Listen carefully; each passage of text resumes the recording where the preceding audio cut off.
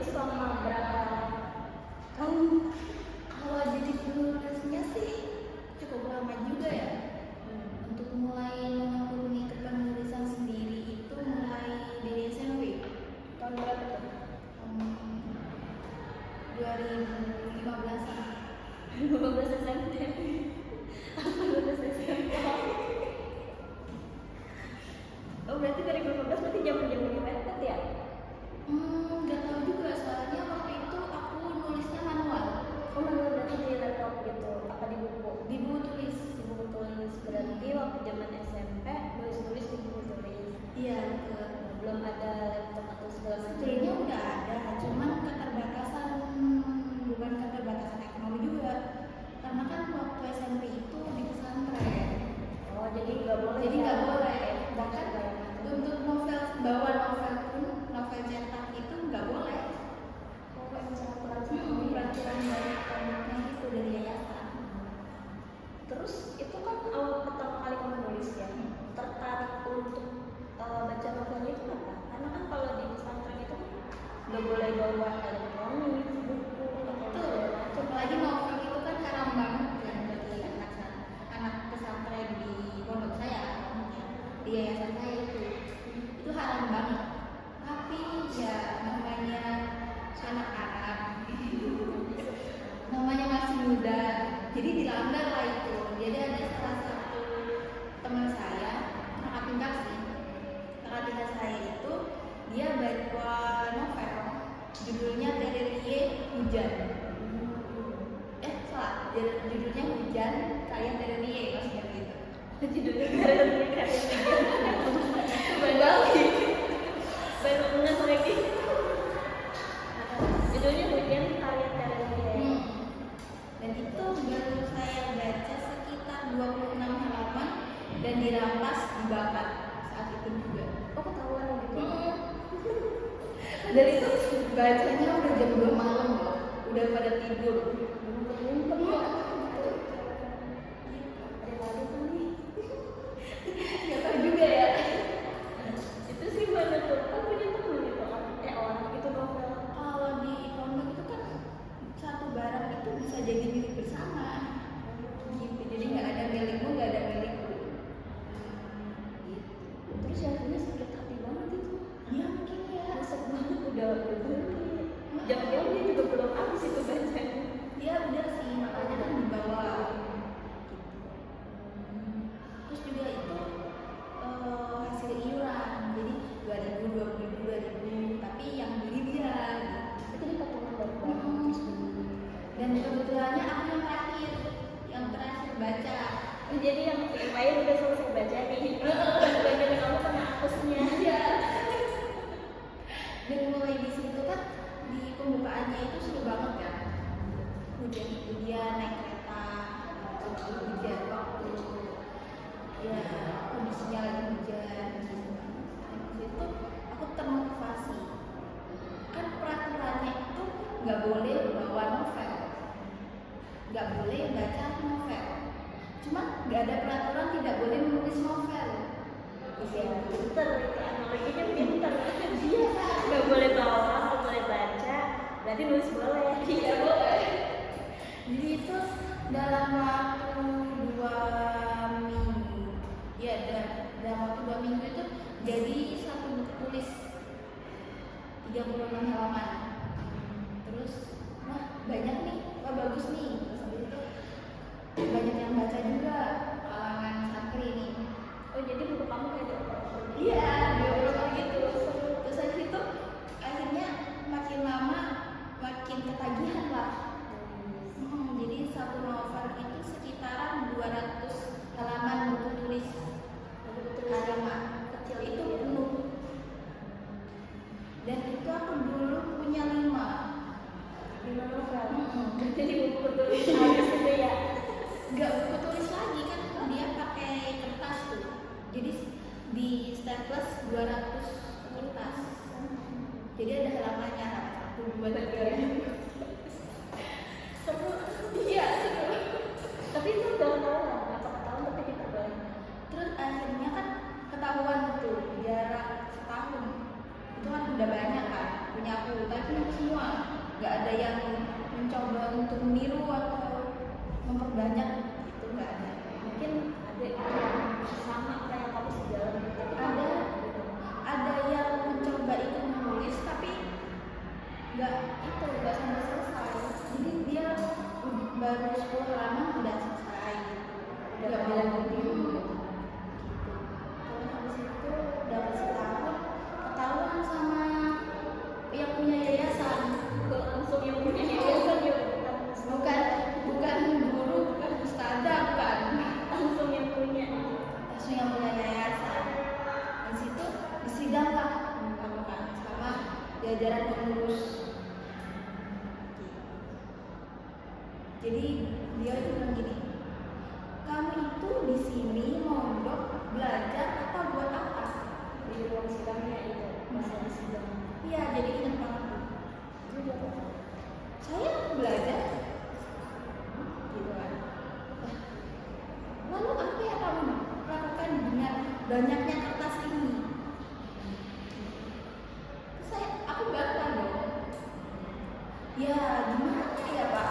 Kan peraturannya sudah tertulis bahwa tidak boleh membawa novel, bukan tidak boleh menulis novel. Dan semuanya diam. Nggak ada tanggapan sama sekali tuh. Nggak ada kan? Nggak ada yang protes. Semuanya diam. Yang awalnya riuh tuh. Bahkan orang-orang yang iri itu kan juga ikut memperpanas suasana. Hari coba kalau sana di depan umum untuk sidangnya. Enggak, jadi ruang tertutup. Jadi harusnya kena mental banget tuh ya. Malu banget gitu. Udah nangis. Tapi ya namanya aku kan suka gitu, terus diperjuangkan dan akhirnya di situ kan habis semuanya diam hening. Terus besoknya itu aku disuruh di dalam perpus dan merangkum semua buku yang ada di perpus. Semuanya Semua di situ. semua yang ada di situ, Fiksi non fiksi itu semua bilang semuanya ada sekitar berapa 400.000. terus itu gimana? Pusing aku. Ini aku kayak apa ya, kayak di karantina dalam waktu 3-4 bulan dan masa ini tuh semua. Jadi tidur pun di perpus, makan di perpus, semuanya di perpus, Nginep gitu di perpus. dan itu kan ya konsekuensi sih, bukan sih ya, menyenangkan aja hidup sama buku-buku gitu. Jadi meskipun kayak hukuman enjoy aja. Nah terus pertama kalinya ya. Untuk pertama kalinya kalau novel ya, kalau untuk puisi-puisi dari kecil, terus juga suka gambar sih. Lu gambar sekarang gambarnya apa nih? Gambar. Tapi kalau sekarang udah merambah ke desain grafik sih. Untuk kayak poster-poster. Iya, poster, terus lebih mengarah ke cover buku juga. Karena terjadi penerbitan sampai sekarang. Sekarang udah enggak sih, soalnya penerbitannya telat. Dia tutup.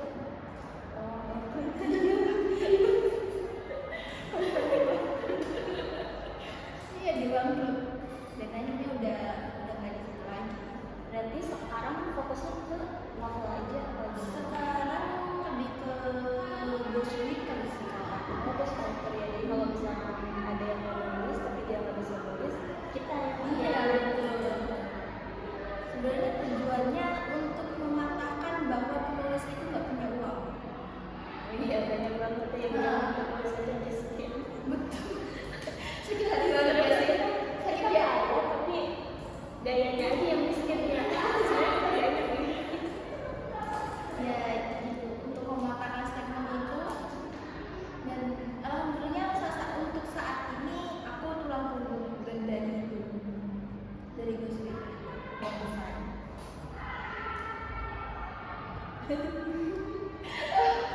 Aku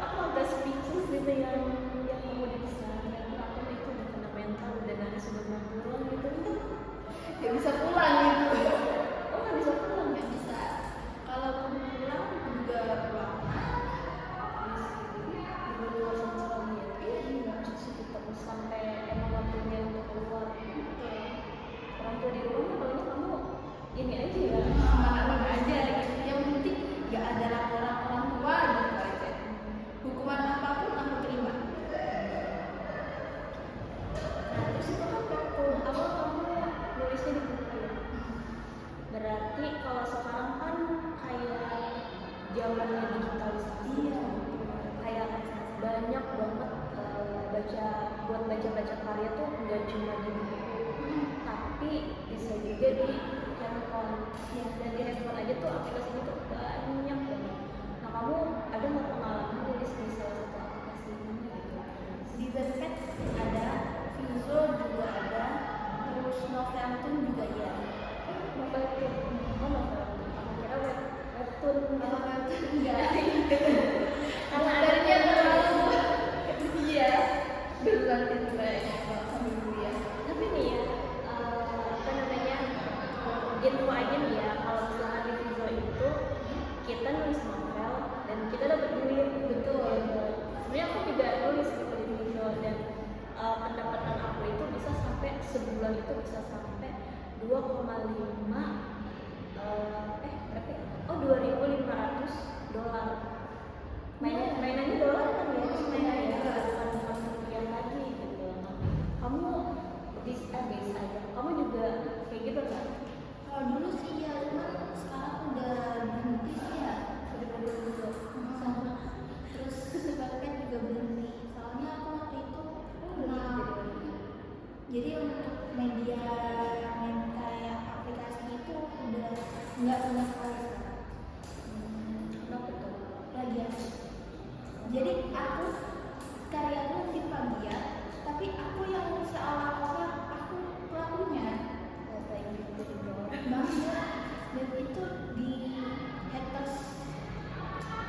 Oh, jadi karya yang plagiat justru malah Yang naik. dibela, dia naik dibela dan udah dapat koin. Oh, di website itu apa di website? Di webpad dia dapat koin. Dia udah kayak berdaya gitu ya. Iya, dapat lebih dulu aku nulisnya itu di tanggalnya juga udah kalah. Tapi yang diserang sama readersnya itu aku. Padahal udah dibukti ya. Ada buktinya kayak postingan kayak mereka itu udah tutup mata dengan semua kenyataan. Terus kalau hasil gimana Kayak kayak hasil kan emang apa namanya, kalau untuk di aplikasinya kan dia kan waktu itu responnya kan lambat ya, untuk laporan yang tersebut. iya bisa. Tapi responnya kan lambat dan setiap hari itu diserang readers yang beratus-ratus, bahkan waktu tidur pun kayak ini orang kenapa sih? Orang itu kenapa sih? Aku juga udah nggak mau mempermasalahkan, karena mereka itu masih nyerang gitu loh. Dan akhirnya aku tutup akun dan udah nggak usah. Kadang kalau misalkan orang benar cuma satu, orang salah banyak, itu tuh bisa kebalik ya. Orang salah yang benar, orang yang benar yang malah yang jadi salahin. Padahal kan ini udah kelihatan. Udah ada bukti segala macem. Tapi beda postingnya itu 7 hari. Oh, jadi nunggu kamu seminggu dulu baru dia posting gitu. Dan itu bahkan kesalahan titik komanya sama. Oh, pernah nggak kamu sengajain gitu kayak kok di sini mau tahu? Iya, waktu awal kan emang aku koreksi dulu bener kan. Harus bagus, harus perfect. Terus aku tahu, kok ini mirip gak? Mirip banget kan. Sampai nama-namanya tuh mirip banget. Nggak diganti tetap Sama sekali. Terus habis itu aku ngide lah, bisa mirip itu. Terus akhirnya titik komanya itu aku salahkan, memang aku sengaja. Dan bener-bener sama persis kesalahannya di situ. Kamu ini nggak lama? Sebenarnya iya, cuma aku yang berbalik ditabrak orang-orang pengikutnya. Udah banyak ya. Soalnya emang dia itu penulis aktif, tapi nggak tahu juga, aku juga meragukan semua karyanya, keasliannya. Jadi dalam satu minggu itu harusnya kan kalau orang penulis asli kan hanya satu naskah doang kan